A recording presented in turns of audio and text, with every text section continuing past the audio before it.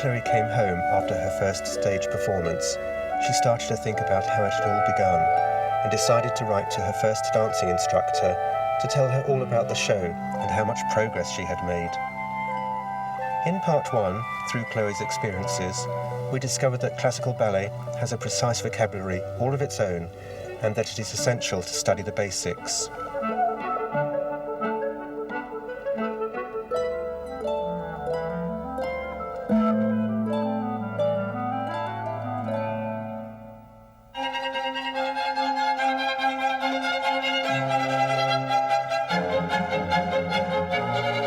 Chloe's dream has become a reality. The dancer of her imagination has magically appeared and has introduced her to classical ballet. Chloe is going to continue with her ballet training and is now going to learn how a dancing class is structured. Her voyage through history will bring us to classical ballet as it is danced today.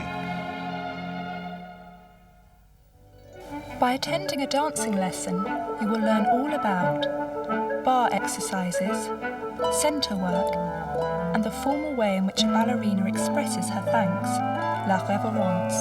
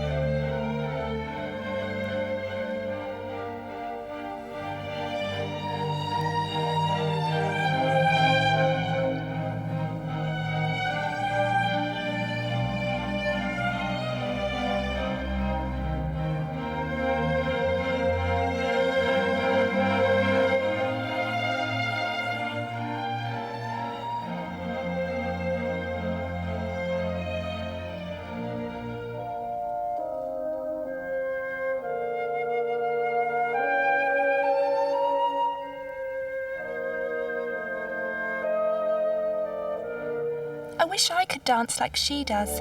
It must be difficult to become as good as that. Dear teacher, one day when you began the class, you mentioned the famous 19th century ballerina, Marie Taglioni. Every day I spent more than 2 hours concentrating on good balance and adage.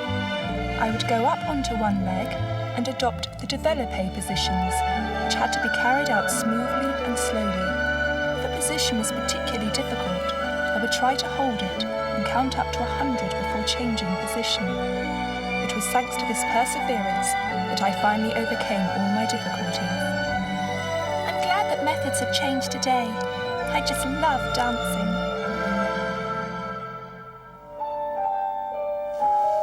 We shall now move on to the dancing lesson.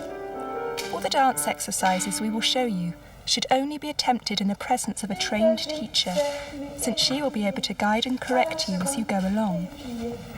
Pupils who follow a course in classical ballet regularly gradually become familiar with all the different steps and develop a feel for the music. Dancing lessons with an instructor last for an hour. Pupils are often impatient, but have to learn to accept that they must accomplish each new stage slowly, without undue strain. If the effort is too great, it can cause damage to their bodies, and the classes can easily become discouraging. It is much better to retain your enthusiasm for the dance. The classes repeat the same exercises over and over again, and by perseverance the body develops slowly and surely. As the pupils progress, they grow with the dance, and manage to achieve gracefulness, elegance, and virtuosity. Even at the bar, pupils should all move together because it is so much nicer to watch.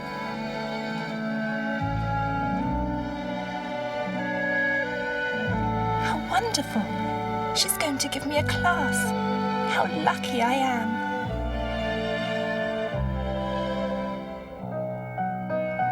Exercises at the bar are always carried out at the start of the class. Bar work prepares the class for centre work and is essential before a dancer goes on stage. A dancer can work with one hand resting on the bar, or she can turn towards it and rest both hands on it. It provides the support she needs for good balance. The bar should not be gripped too hard. The elbow should be slightly bent and the wrist relaxed. The body should be held erect. Warming up exercises are not the only purpose of bar work. It is used to practice certain positions and to build up a dancer's muscles. The best way of making progress is to have patience and to carry out all the exercises just as one does in enchainement or sequences of steps. A dancer's movement should be expressive, and she has to learn how to convey the various feelings which she wants to impart.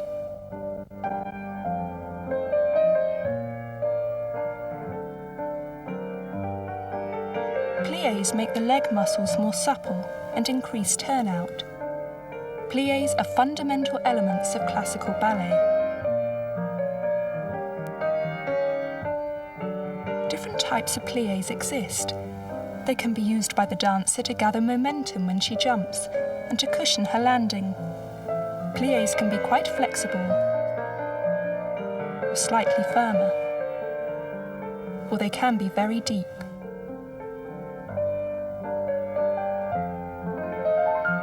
Pliés are found in all 5 positions.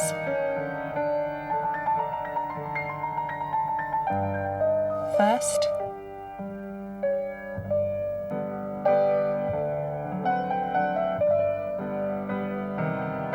second,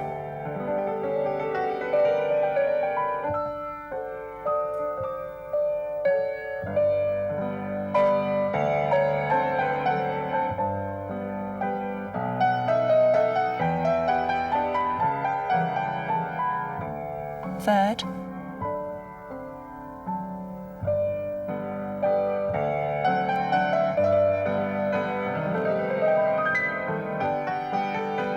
fourth,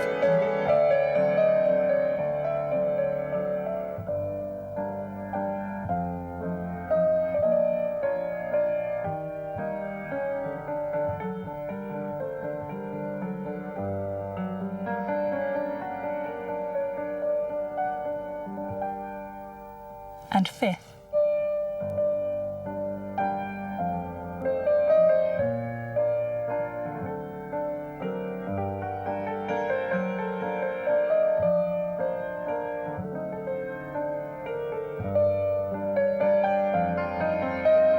There are 2 different pliés, the demi-plié, or half bend, and the grand plié, or large bend.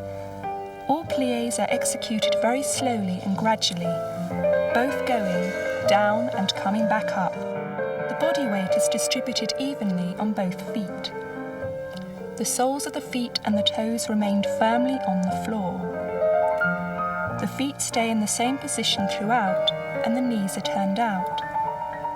In second position, the heels stay on the floor, whereas in the other positions the heels are slowly raised off the floor as a dancer bends her knees and goes down into the grand plié position. As she comes back up, the heels slowly go back down onto the floor. The feet return to their original position, and lastly the knees straighten up. During the exercise, the free arm, which is in bras de repos, or rest position, moves into first position and then into second, accompanying the action of the leg. The arm movements must be very graceful.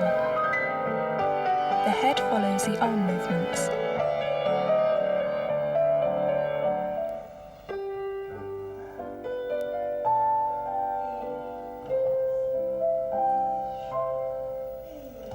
Plie exercises are very simple and are carried out very slowly at the start of the warm-up session.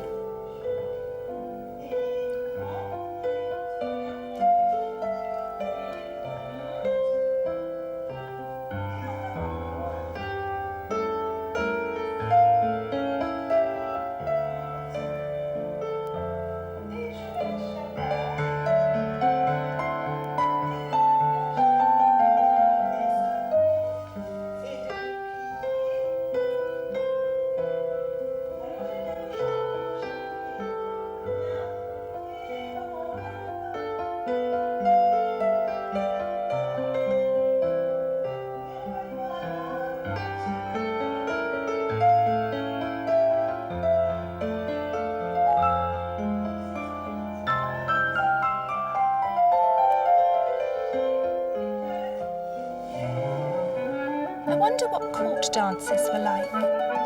During the second half of the 16th century in France, court ballet made its first appearance. It was a mixture of music, dancing, and the spoken word, based on geometric patterns. The dance was intended to tell a story, and it was performed by high-ranking courtesans who were very fond of the minuet. From 1670 onwards, court ballets were professional shows. Ah, so that's what we call Baroque dancing nowadays.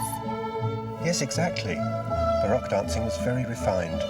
You only have to watch its delicate hand and foot movements to appreciate how subtle it was.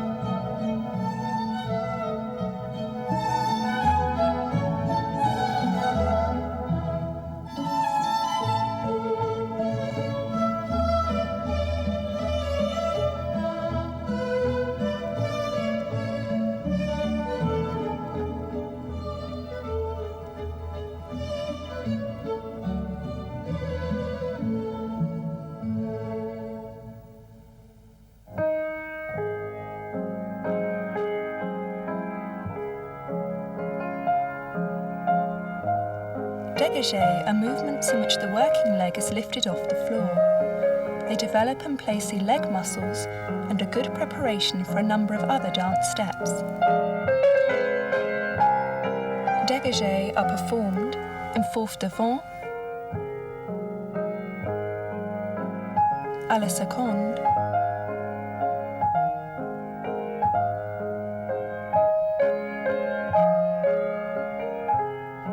and in fourth derrière.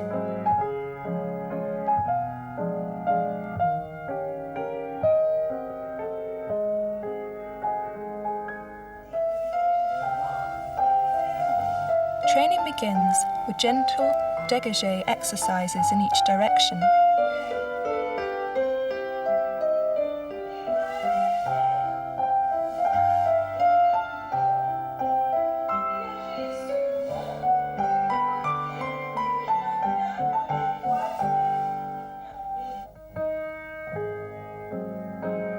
In a dégagé, the dancer slides her foot across the floor, finishing with the tip of her toes touching the ground. Both the supporting leg and the working leg must be turned out during the whole exercise.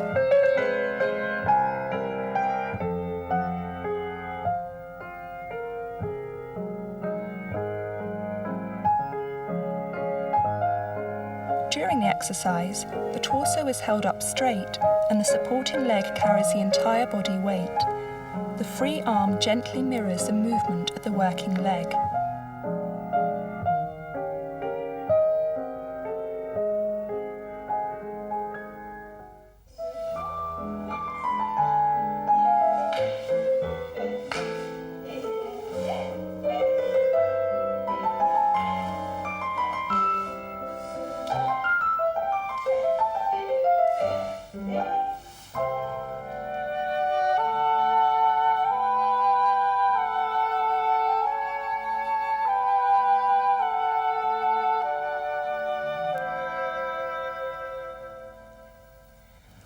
To really work at ronds de jambe à terre before I can do grand ronds de jambe like that.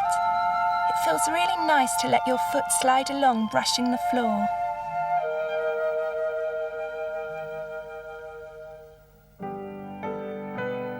Ronds de jambe are circular leg movements, and together with the two preceding exercises, they are designed to increase both muscle strength and suppleness in the joints. They free up the hip joints. They are performed to a rhythm which is regular, but which is neither too slow or too fast. The ronds de jambe à terre is a delicate movement on the ground which makes a foot supple and graceful and frees up the articulation of the joints. The foot traces a semicircle on the ground between fourth devant and fourth derrière. In the ronds de jambe en dehors, the foot moves outwards from the body, from fourth devant to fourth derrière, whereas in the ronds de jambe en dedans, it moves inwards from fourth derrière to fourth devant. Ronds de jambe are continuous, fluid and uninterrupted movements. During the exercise, the body weight is carried by the supporting leg, which is well turned out and in first position. The free arm accompanies the working leg as it moves, and the head tilts towards the shoulder on the same side. For a rond de jambe en dedans, the same is true, but the action is in reverse. The rond de jambe is a very precise exercise, and it is essential to perfect it at the very beginning, since errors can easily become ingrained and then take a long time to correct.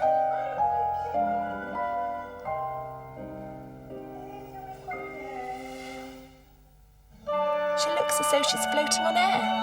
What I would give to have a beautiful tutu like that. But when did tutus first appear?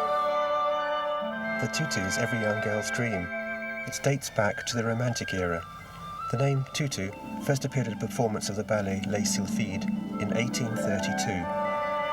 When the leading ballerina, Marie Taglioni, danced in her new costume, the fluidity of her movements was accentuated by the long tulle skirt which she wore.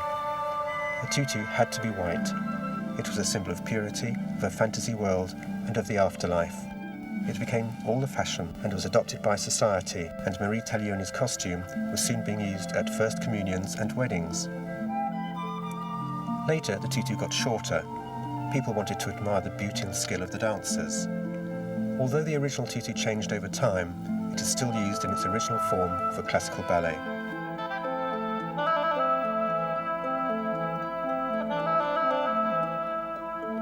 Oh, that's what they call romantic ballet. French ballet was romantic at the time. Dancers were anxious to free themselves from the rigid rules which had governed ballet for a century and a half, so that they could be more expressive. A technique developed called le style de l'âme, or style of the soul. Movements became lighter and the arabesque was invented. The dancers evolved along with it. They began to float on air as though they were weightless, and élévation, or the ability to jump high into the air, became an important characteristic of classical ballet.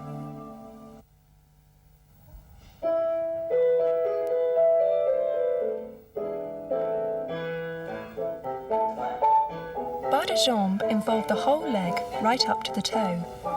They are dynamic exercises which help to develop precision, subtlety, and speed. This is why the exercise is rhythmic and combines various different movements.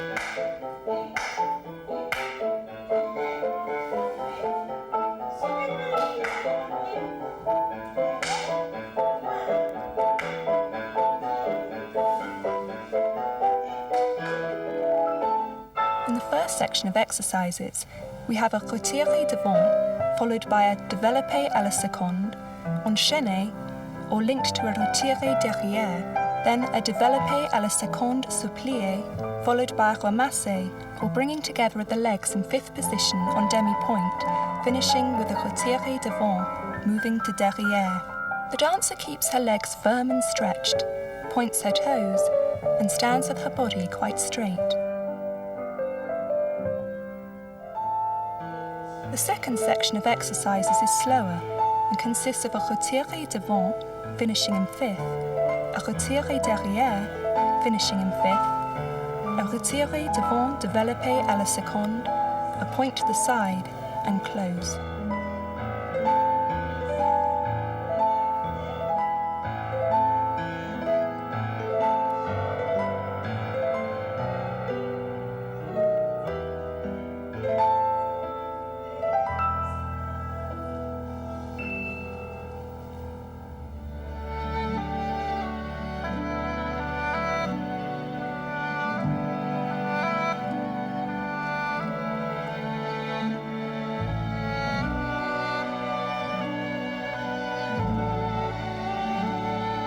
Leg up as high as you can is great, but you always have to practice with music.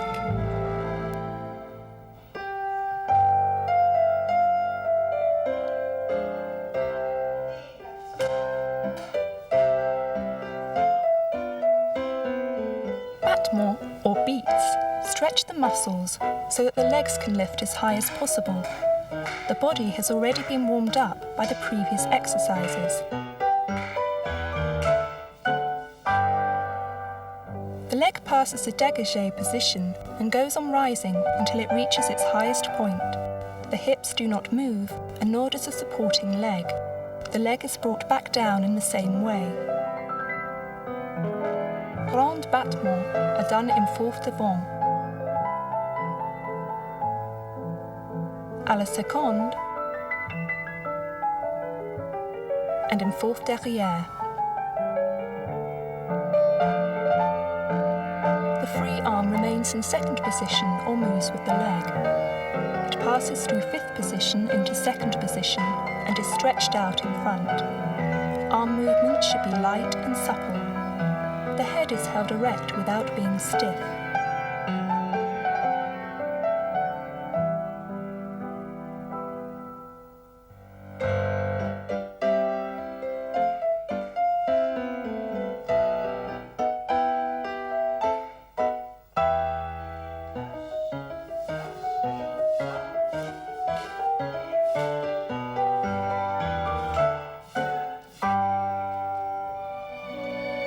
It must have been wonderful to go to shows at the opera. But who founded the Paris Opera? The Sun King, Louis XIV, was passionately fond of ballet. As soon as he came to power in 1661, he set up the French Royal Academy of Music, and this later became the opera. 40 or so dancers were employed by the opera and worked for a fixed salary.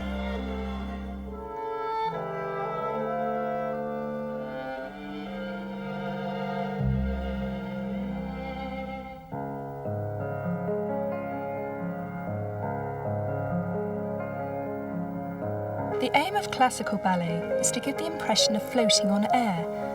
Various exercises are designed to develop a dancer's muscles so that she can achieve this and support the whole weight of her body on just the tips of her toes. Releves are movements in which the heels lift off the floor and they help to develop a dancer's sense of balance. In this exercise, the dancer practices on demi-points so that later she will develop the strength and expertise to balance on the tips of her toes. A releve is the action of springing in a jump. Releves are practiced in every foot position. The dancer faces the barre and rests both hands on it. In every foot position, the knees are flexed very gently so that the dancer can gain momentum. The knees then straighten to transfer the dancer's weight onto her toes. The thighs are well turned out. The dancer's weight needs to be evenly placed over the joints of her big toes so that her feet and legs remain steady. The weight moves to the front part of the foot and she rises as high as possible on demi-points. Her toes remain flat on the floor. As she comes back down, her feet and heels return silently to the floor and her legs are kept stretched and turned out.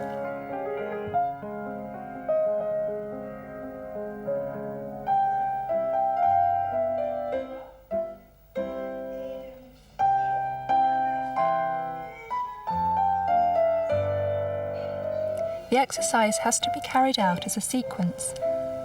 A releve is a continuous movement in which the knees are perfectly straight and the legs turned out.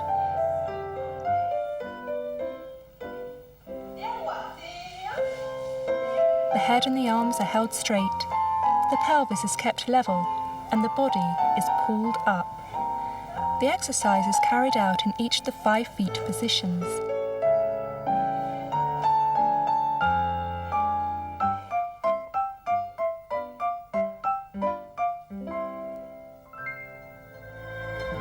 People look as though they had a good time at the dances held at the opera. In the mid-19th century, ballet did not evolve very much because there were no real stars or good choreographers, and it stayed that way until 1929. People preferred going to dances at the opera. The atmosphere there was really quite crazy.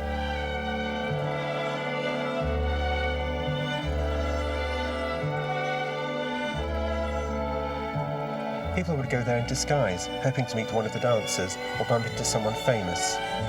Above all, it was a popular meeting place.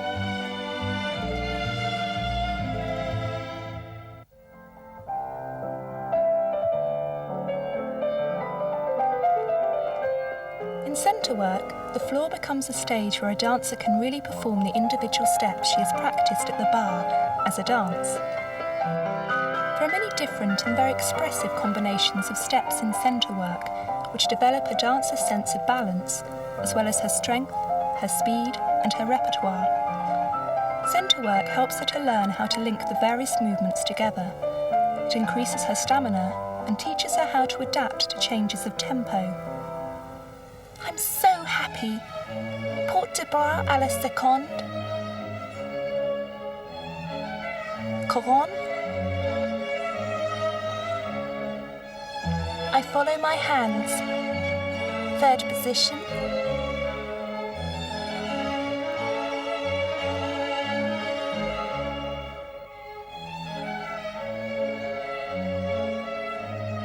Arabesque. Cambre.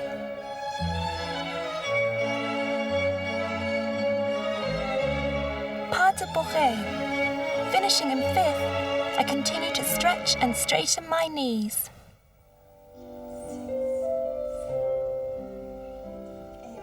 Adage is a series of movements which are danced to a slow rhythm. Adage develops lié, or sensuality of movement.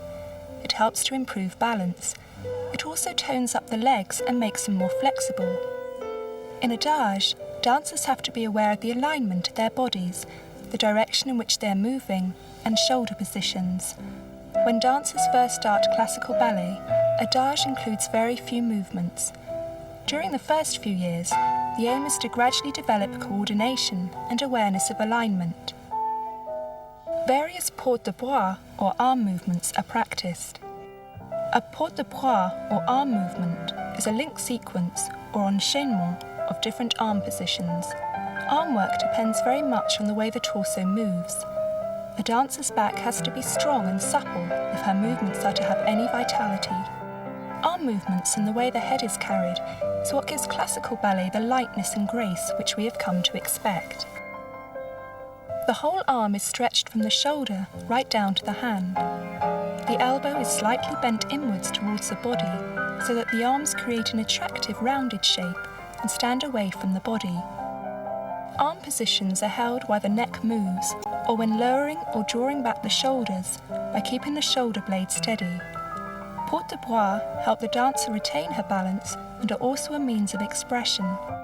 In upward movements, the thumb and the index finger lead, with the back of the hands taking over for held poses, from couronne or crown position to second position. The hands can gently stroke the air. A pointed finger can bring a subtle delicacy to an arm movement. The most usual combinations are porte de bras from first to second position, porte de bras en couronne, like a crown, grande porte de bras.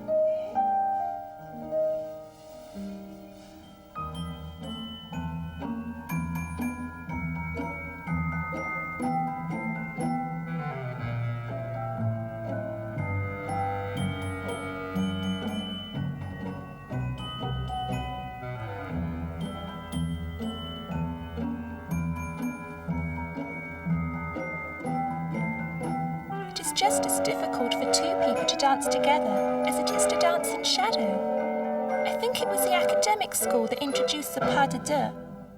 One can refer to an academic school after the arrival on the scene of Marius Petipa, who died in 1910. He combined speed, skill of execution and variety with the sensitivity and subtleness of the Slav temperament.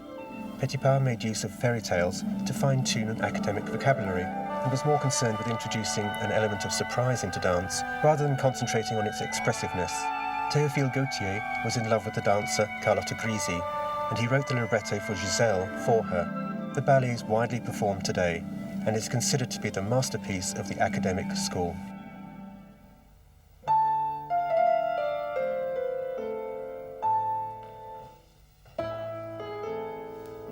The pas de bourrée was taken from the folk dancing of central France. The classical pas de bourrée consists of 3 steps taken in quick succession as a dancer glides over the floor, The pas de barre is a movement in its own right, but it can also precede or follow other movements or provide a link between them. In second position, a pas de barre is a sideways movement. When the working leg moves in front of the supporting leg, the position is known as dessous or over. Conversely, when the working leg moves into a position behind the supporting leg, it is known as dessous or under. The pas de barre also occurs in fourth position, both devant and derrière.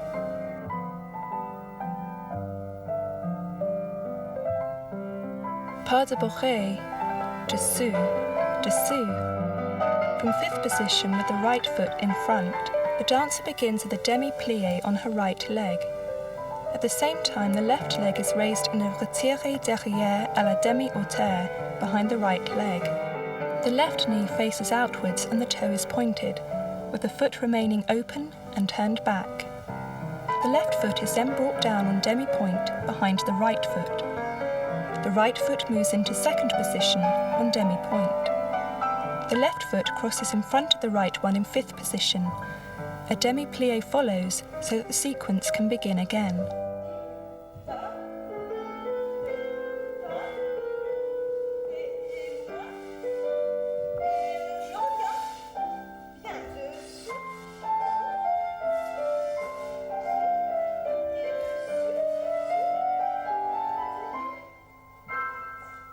When people talk about the history of dance, the name of the Russian Diaghilev always comes up.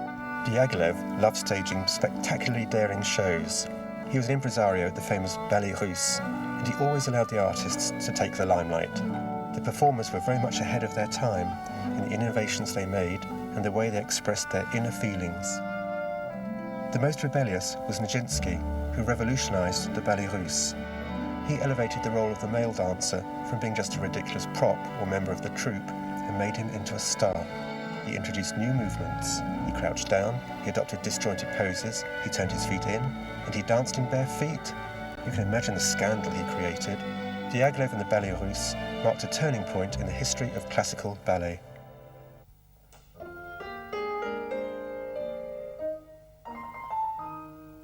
A pirouette or tour relevé is a complete turn on one leg on demi-point, beginning from a starting position with a weight on both legs. When the dancer spins around several times, both legs come to rest in the original starting position, and this is then immediately followed by the next turn. Pirouettes begin in various starting positions. Second position, which is more suitable for the outward turning pirouettes en dehors than for the inward turning pirouette en dedans. From fifth position, from fourth position for pirouette en dehors, and from fourth fondue, where one leg bends, for pirouettes en dedans. They finish in fifth position or in fourth fondue. Pirouette en dedans. From fourth position with the right foot in front. The dancer begins with a demi-plie, keeping her heels on the floor. She turns towards the right, crossing her left leg over the knee of her right.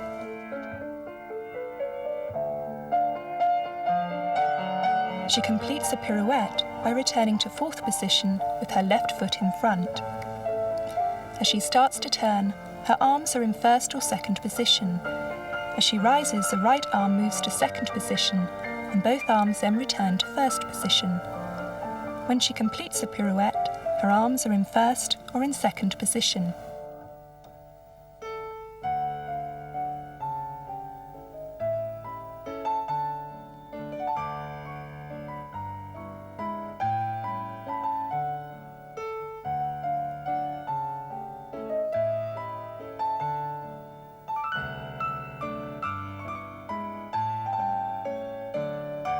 Pirouette en dehors. She begins in fourth position with the right foot at the back. She springs off the floor, going up onto her left foot, stretching the leg as she turns to the right. The right leg is drawn up in a retiré in front of the left leg. She finishes a pirouette in fourth position demi-plie with her right foot at the back. As she starts to turn, her arms are in first or in second position. As she rises into releves, the right arm moves to second position. Both her arms then return to first position. Before she is finished turning, her arms have come back into first or second position. Before she begins to turn, she fixes her eyes on a particular spot directly ahead of her, at eye level, in a technique known as spotting. Her body begins to turn before she turns her head. She keeps her head facing in the same direction as long as she can, and then turns it round very fast at the end of the turn, fixing her eyes on the same spot.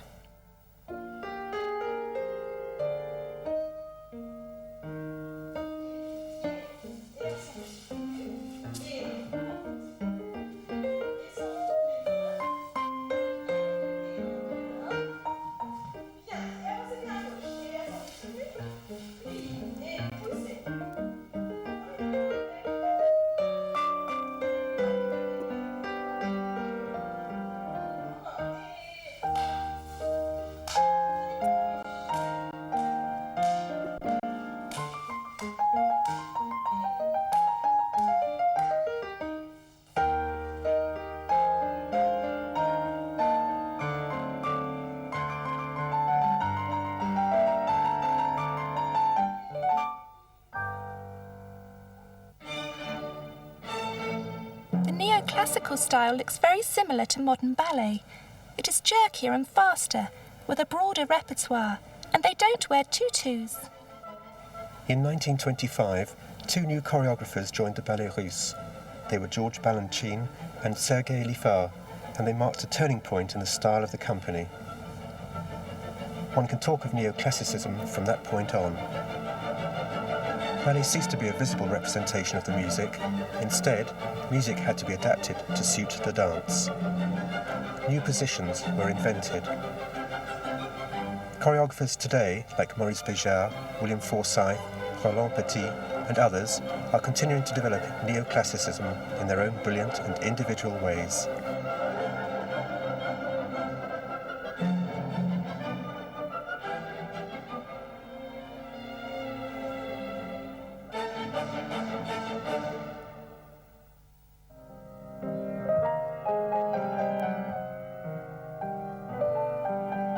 The saut, or jump, consists of three basic parts: preparation, or détente, the lift, or envolée, and the landing, or atterrissage.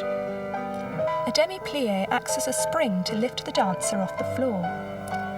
Once in the air, she stretches her legs as well as her feet. The upper part of the body is lifted up and appears weightless. She lands on demi-point initially, and then her whole foot. The jump ends are the demi-plie, which softens a landing.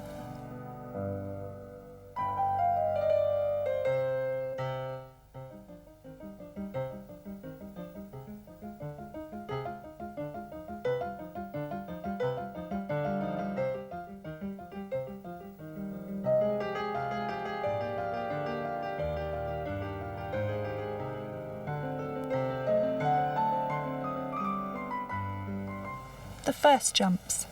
A soubresaut is the simplest jump, which students learn at the very beginning. It is a jump carried out on the spot, and it begins and ends on both feet. The changement de pied, or change of foot, is very similar to a soubresaut in fifth position, starting with one foot in front and ending with the other in the front position. The échappé sauté. The legs move from fifth to second position during the jump.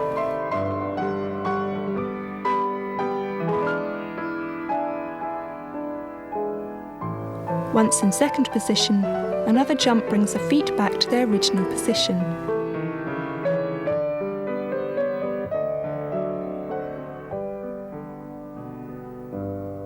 The saut de chat, or cat jump, is a jump from one foot to the other.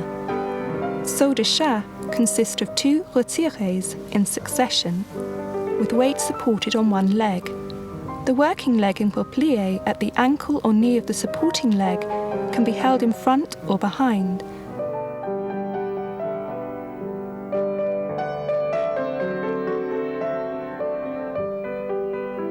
In a saut de chat, the 2 feet cross in the air as the dancer moves sideways.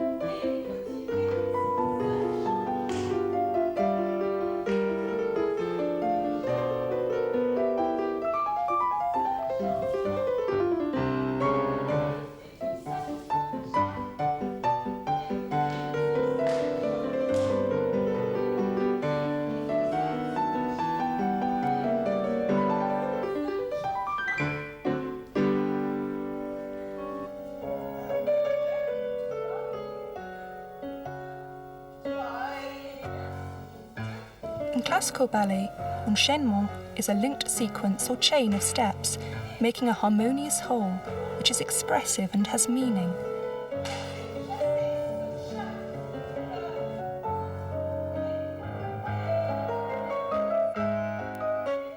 Now that you have studied this cassette, see if you can identify all the steps which make up this enchainement.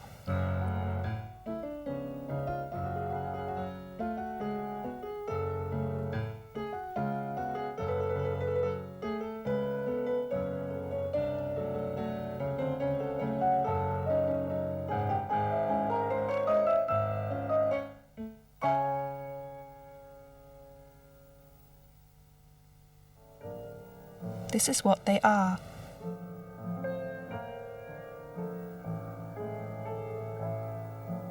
Right foot pointé derrière,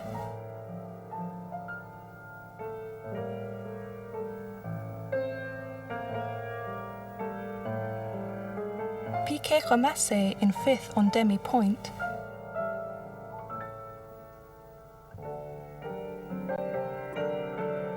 retiré,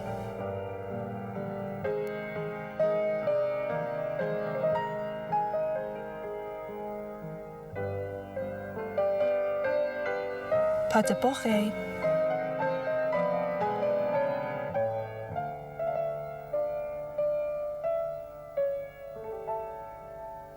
changement de pied with a quarter turn,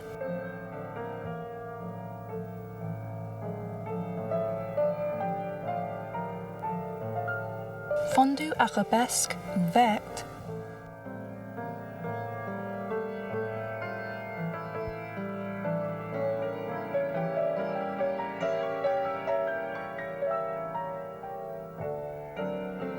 retiré finishing in fourth crozet,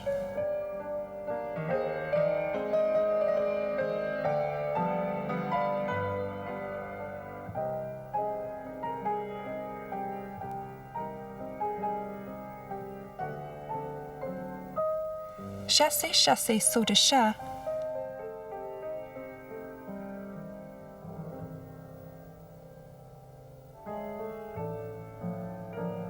pas de barre,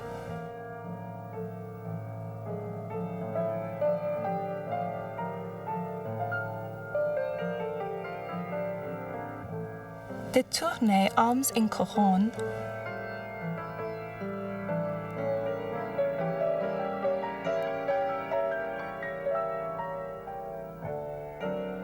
coupé devant, petit développé.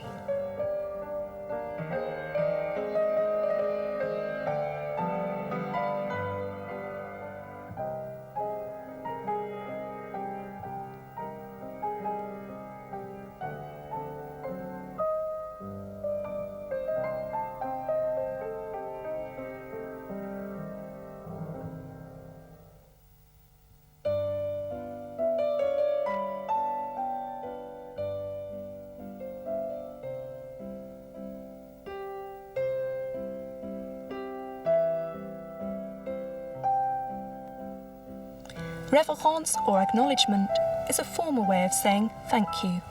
It is performed at the end of each class to say thank you to the dancing instructor, the pianist, or the audience. Perhaps one day you will be doing a reverence to thank the audience for their applause.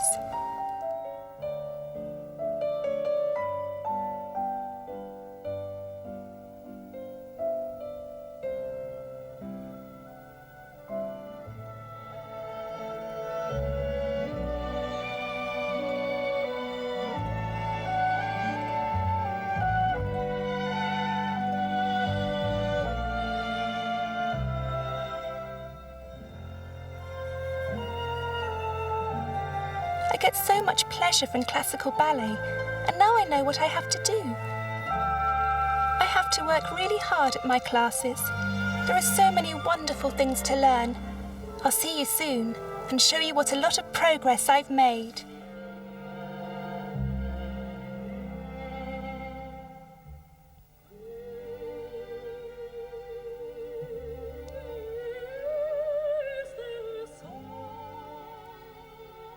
But in order to dance well and to reach the hearts of the audience, training is not enough. You must feed both your soul and your spirit so that you can really involve the audience in your act of giving. A good technician is not necessarily a good artist. A dancer who can portray a character on stage in body and soul reaches both the hearts and minds of her audience.